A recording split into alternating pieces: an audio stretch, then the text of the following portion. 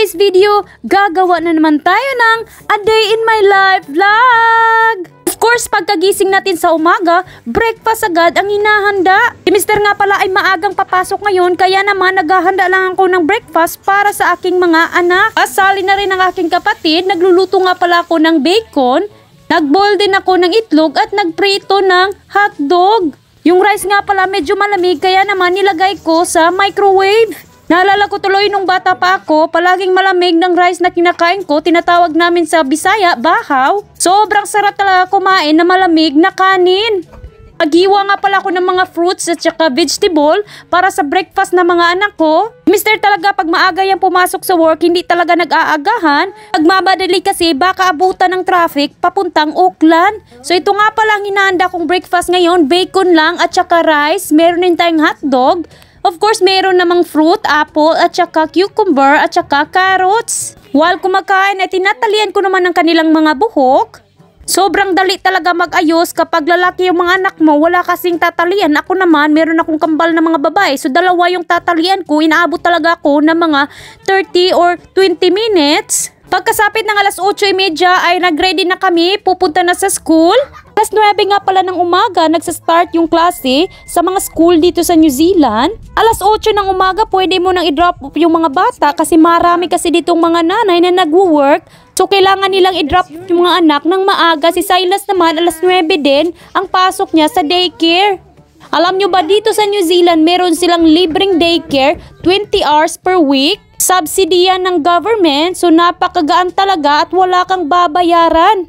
Pagdating sa bahay, naglinis agad ako ng mga kwarto. Inuuna ko talaga yung kwarto.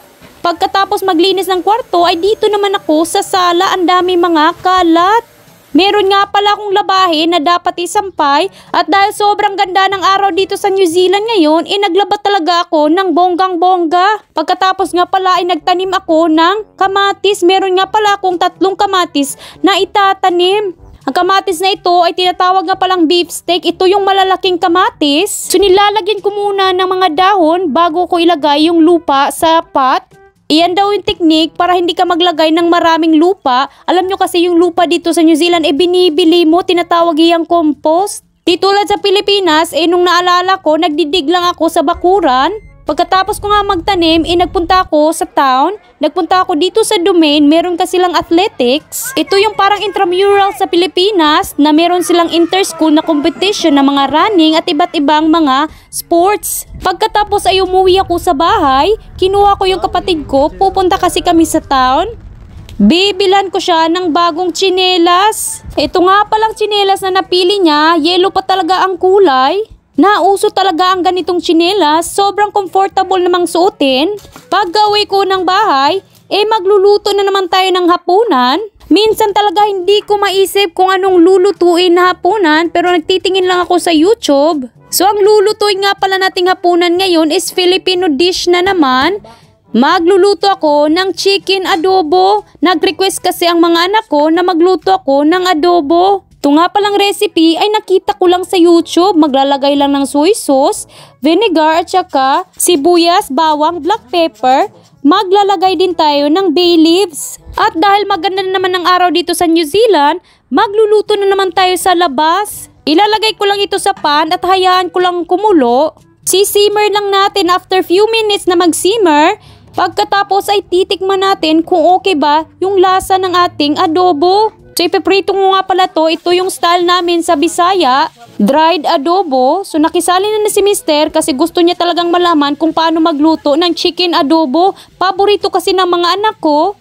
Nagluto lang ako once at ngayon palagi na silang nagre-request. Wala ko ay nagluluto, si Mister naman ay kinuha yung aking mga sinampay. Inulungan ko na rin kasi ang dami-dami ko kasing sinampay kaninang umaga. So ito na nga pala, naprito ko na yung ating chicken. Pagkatapos ay babalik ulit yung sabaw kanina. Hahaluin lang natin ito at isisimmer natin for few minutes. Ayan, lutong-luto na ang ating chicken adobo. Meron nga pala akong sobrang chicken kanina na nahiwa ko, kaya naman magluluto ako ng nachos. Kung naalala nyo before, nagluto ako ng beef nachos. Ngayon naman ay chicken ang gagawin natin. Simpleng-simple lang, maglalagay lang tayo ng sibuyas, tsaka igigisa natin yung ating chicken at maglalagay tayo ng taco seasoning at tsaka tubig. Hahaluin lang natin ito at isi-simmer natin for few minutes. At after few minutes, ayan na ang ating chicken meat na gagamitin natin mamaya sa nachos. So, kailangan nga pala natin ng lettuce. Ito yung masarap talaga na ilagay sa nachos. Mag-grate din ako ng cheese, importante din ito. At ngayon naman ay maglalagay tayo ng Doritos sa isang plato. Pagkatapos ay maglalagay of course tayo ng cheese na grenade natin kanina. At dahil gusto ko na melted cheese, ilalagay ko sa microwave para crispy din yung ating Doritos. So ito nga palang chicken meat na naluto natin kanina, ilalagay lang natin on top of the Doritos at saka cheese. Pagkatapos ay maglalagay din tayo ng sour cream at yung ating salsa. Nabili ko nga pala tong salsa sa supermarket. Ito yung paborito ko at ayan na, ready na ang ating nachos. My matala. My matala. Me matala. Don't lie. Baby, look at that. Don't matala. Matala. Your adobo favorite. You like adobo? Look at that adobo mommy made. Adobo. Chicken little. Auntie, can you know what Kiwa? Daddy's having some. Nachos, you cried. Daddy's having some salad. Spicy? No, we went for lunch. We were on Bantayan. Bantayan. Bantayan, oh, I took her no. for lunch to a George, Mexican. eat your. He was rice. He was rice. And then we ate lunch and we go home and she's, what's wrong? There's no rice at lunch. Then I had to take her back to another restaurant to get rice. So my dinner for tonight is nacho. Wow. It's very big, Jade said. Oh, it's very big. She's now. So Uncle Ryan's my auntie. Because he's my auntie. My Nachos. and chicken. Come on. Mmm. Just sit. Christy will be very angry. I'm gonna be sad and you will be.